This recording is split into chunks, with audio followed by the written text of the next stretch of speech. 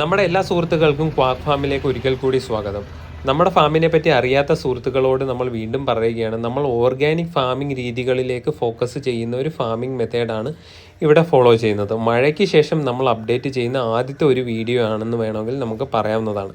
മഴയ്ക്ക് ശേഷം നമ്മുടെ വീട്ടിൽ ഫാമിൽ വിരിഞ്ഞു വന്ന പാഷൻ ഫ്രൂട്ടിൻ്റെ പൂവിൽ കണ്ട ഒരു കാഴ്ചയാണ്. വലിയൊരു തേനീച്ചയും അതോടൊപ്പം തന്നെ ചെറിയൊരു തേൻതുമ്പിയും വന്ന് അതിൽ നിന്ന് തേൻ കുടിക്കുന്നതാണ്.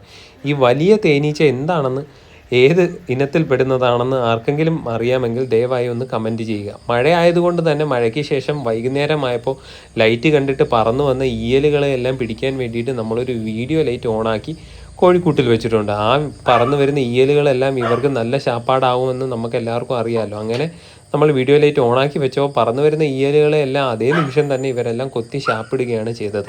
അതോടൊപ്പം തന്നെ നമ്മുടെ ഇൻക്യുബേറ്ററിലെ വിശേഷം എന്ന് പറയുന്നത് ഏകദേശം 22ഓളം മുട്ടകൾ നമ്മൾ വിരിയാൻ വെച്ചതിൽ നമുക്ക് വിരിഞ്ഞ് കിട്ടിയിട്ടുള്ളത് 6 കുഞ്ഞുങ്ങളാണ്. 6 കുഞ്ഞുങ്ങളിൽ 5 കുഞ്ഞുങ്ങൾ മാത്രമേ നമുക്ക് ആരോഗ്യത്തോടെ കിട്ടിയിട്ടുള്ളൂ. ഒരു കുഞ്ഞെന്ന് പറയുന്നത് ചെറിയ അംഗവൈകല്യങ്ങളോടെയാണ് ജനിച്ചിരിക്കുന്നത്. ആ കുഞ്ഞ് വളർന്നു വരുന്ന കാര്യത്തിൽ എത്രത്തോളം ഉറപ്പുണ്ടെന്നുള്ളത് നമുക്ക് കണ്ട് തന്നെ അറിയേണ്ടതായിട്ടുണ്ട്. ആ കുഞ്ഞ് വിരിഞ്ഞു വരാൻ ബുദ്ധിമുട്ടായതുകൊണ്ട് നമ്മൾ തന്നെയാണ് അതിൻ്റെ തോടൊക്കെ പൊട്ടിച്ച് അതിനെ പുറത്തിറക്കിയത്.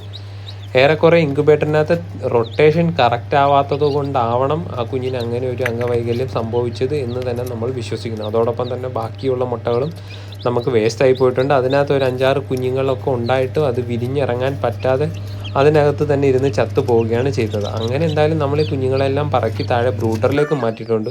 ബ്രൂഡറിലെ വിശേഷം എന്ന് പറയുന്നത് നമ്മളെന്തായാലും 250 വാട്ടിൻ്റെ നമ്മുടെ ഹീറ്റ് ബൾബ് മാറ്റിയതിന് ശേഷം 60 വാട്ടിൻ്റെ ഇൻകാൻഡസെൻ്റ് ബൾബാണ് വെച്ചിരിക്കുന്നത്. ഈ 5 കുഞ്ഞുങ്ങൾക്ക് വേണ്ടി നമ്മൾ അത്രയും വലിയ ബൾബ് കത്തിച്ച് കറണ്ട് ചിലവ് നമുക്ക് അഫോർഡബിൾ അല്ലാത്തത് കൊണ്ടാണ് നമ്മൾ വീണ്ടും ഈ ഒരു ബൾബിലേക്ക് തിരിഞ്ഞിട്ടുള്ളത്.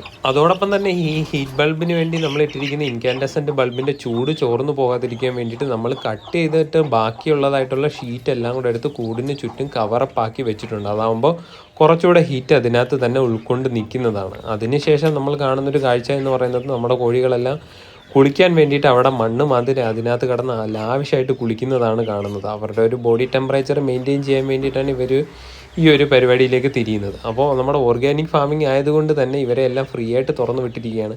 തുറന്നു വിട്ടതിന് ശേഷം അന്നേ ദിവസം വൈകിട്ട് കൂട്ടിൽ കയറാതെ മരത്തിൻ്റെ മുകളിലായിട്ട് കയറിയിരിക്കുന്ന 2 പേരെയാണ് നമ്മുടെ സുഹൃത്തുക്കൾ ഇപ്പോൾ കണ്ടുകൊണ്ടിരിക്കുന്നത്.